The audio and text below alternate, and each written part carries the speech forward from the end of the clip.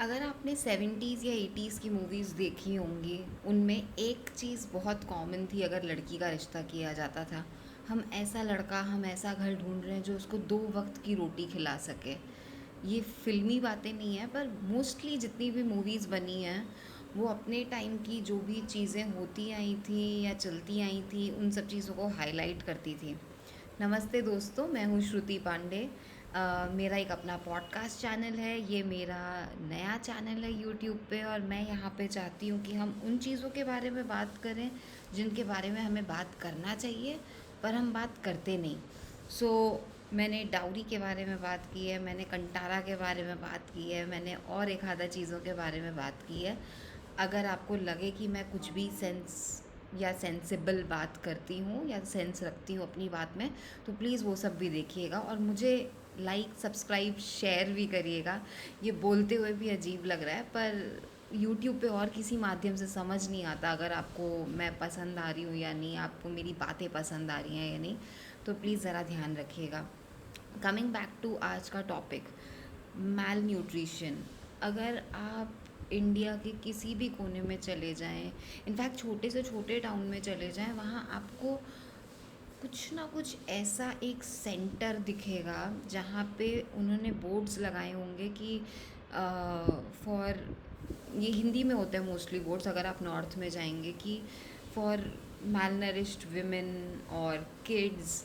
ये मैल नरिशमेंट या मैल न्यूट्रिशन आता कहाँ से है? अब मैं जानती हूँ, अगर आप लोग मुझे सुनते आए हैं, आपको लगता होगा ये हमेशा हिस्ट्री में पीछे क्यों जाती है, पर जब तक हम पीछे का चीज़ें नहीं चेक करके देखते कि उस टाइम पे क्या हुआ था, तब तक हमें आगे की चीज़ों का क्लैरिटी नहीं आएगा कि हम ये क्यों करते आए हैं। एक टाइम पे भारत सोने की चिड़िया था, ये आप और हम सब जानते हैं। उस भारत को लूटते लूटते लूटते लूटते भारत का इंडिया हो गया। जब ये लूट रहे थे तो ये सिर्फ इंसानों को, उनके कैरेक्टर, उनकी इज़्ज़त को, उनके घर, संपत्ति, लैंड को ही नहीं लूट रहे थे, पर एक टैक्सेस, एक कर वाली चीज़ भी आ गई थी कि अगर आप पिलग्रिमेज पे जाते हैं, अगर आपने सोचा कि मैं महाराष्ट्र में रहती हूँ और मैं चाहती हूँ कि मैं काशी जाऊँ, तो उसका भी आपको टैक्स देना पड़ता था।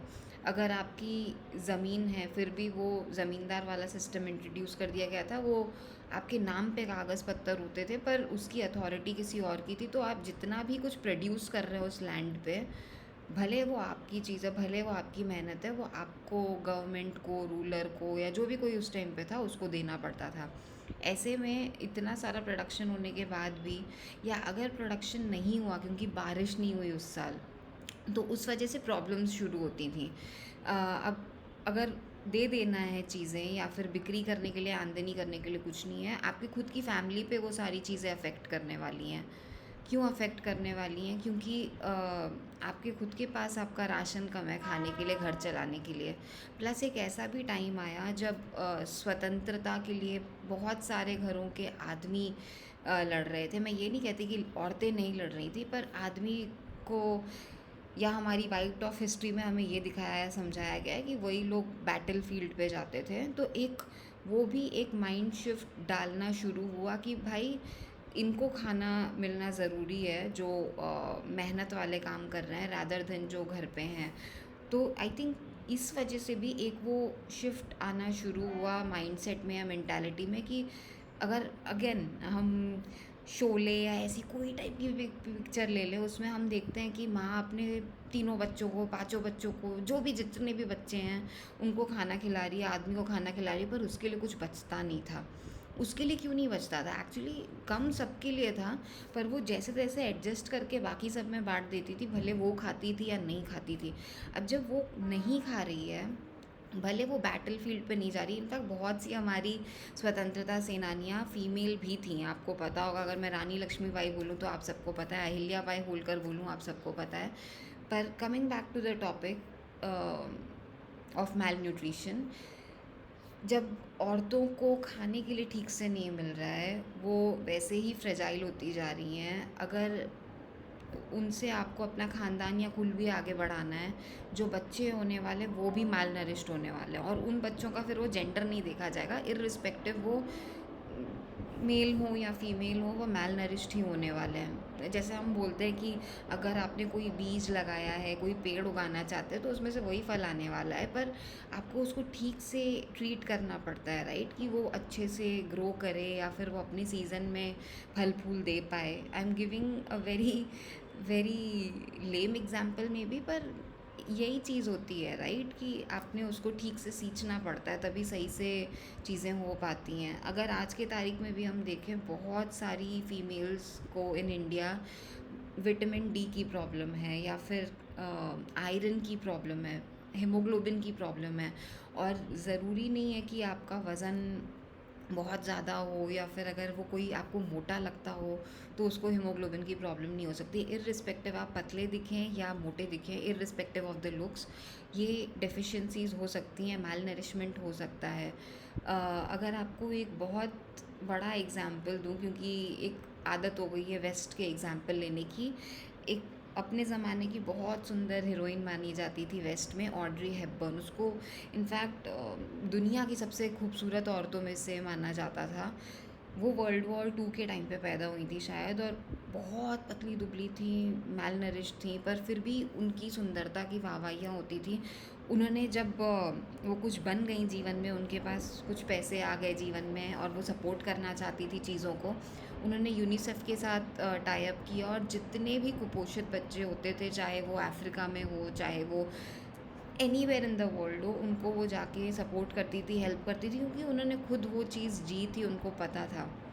मेरा ये मानना है कि मैं इसमें जेंडर नहीं लाना चाहती, किसी को भी हो सकता है। जैसे कि मैंने कहा कि बच्चे अगर मैल नरिश पैदा हो रहे हैं, वो लड़का भी हो सकता है, लड़की भी हो सकती है, बट टिपिकली ये जो स्टार्टिंग पॉइंट था वो ऑलवेज़ केम फ्रॉम कि लड़कियों को ठीक से खाने के लिए मिल नहीं रहा है। इनफैक्ट शायद इस वजह से शादियां भी कराई जाती हैं। कभी आपने नोटिस किया है, इनफैक्ट आजकल भी जब हम जोक करते हैं कि एक लड़की का वज़न बढ़ जाता है और सही हो जाती है जब वो शादी कर लेती है, तो उसके पहले क्यों नहीं उसका वज़न सही हो सकता है इन मेजॉरिटी केसेस। ये खाना नहीं मिलना या खाना नहीं देना वाली क्या प्रॉब्लम है जो हमारे एक माइंडसेट से चली आ रही है और वो अब भी चली जाती है। कितनी लड़कियों या औरतों को पता होगा कि उनको क्या पसंद है खाने में। अभी कुछ टाइम पहले जब मैंने ऊंचाई देखी, उसमें एक सीन था जब नीना गुप्ता बोली, मुझे तो पता ही नहीं था कि मेरी क्या पसंद है, मुझे बस ये पता था कि मेरे पति को या मेरी बेटी को खाने के लिए क्या पसंद है। मैं अगर मैरिड ना भी हूँ तो भी मैं इस सेंटिमेंट से रिलेट कर सकती हूँ कि हम at least in typical Indian families हमें जिस तरीके से रेज़ किया जाता है, मुझे ये पता होगा मेरे दादाजी को क्या पसंद है, पापा को क्या पसंद है, भाई मम्मी एक्सेट्रा एक्सेट्रा सबको क्या पसंद है, पर हमारी पसंद वाली चीज़ आती ही नहीं है। हम क्या खा रहे हैं क्या नहीं खा रहे हैं वो इतनी इम्पोर्टेंस क्यों नहीं रखता है। सिर्फ लड़के को ठीक से खिलाना क्यों इम्पोर्टेंस रखता है। और चाहे कितने भी पढ़े लिखे माँ बाप हों या नहीं पढ़े लिखे माँ बाप हों, ये भेदभाव क्यों आया, ये हम ऐसा करते क्यों हैं।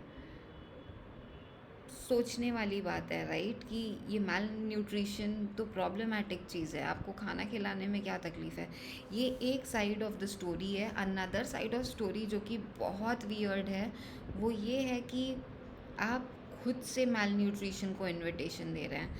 आजकल का जो हमने वेस्टर्न फिलॉसफी से और कल्चर से जंक फूड वाला चीज़ अडॉप्ट की है। आप लाख एक पूरा पिज़्ज़ा ख़त्म कर लें, बर्गर ख़त्म कर लें, फ्रेंच फ्राइज़ ख़त्म कर लें, वो आपको कोई न्यूट्रिशन नहीं देने वाला है। दे आर बेसिकली, अगर हम आयुर्वेद की भाषा में देखें, दे आर डेड फूड।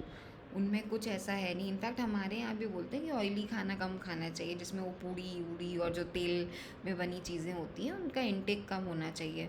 मैं ये नहीं कह रही कि मैं पिज़्ज़ा बर्गर नहीं खाती, पर एक वो भी तरीका है of inducing malnutrition in your body, in your family, in your system.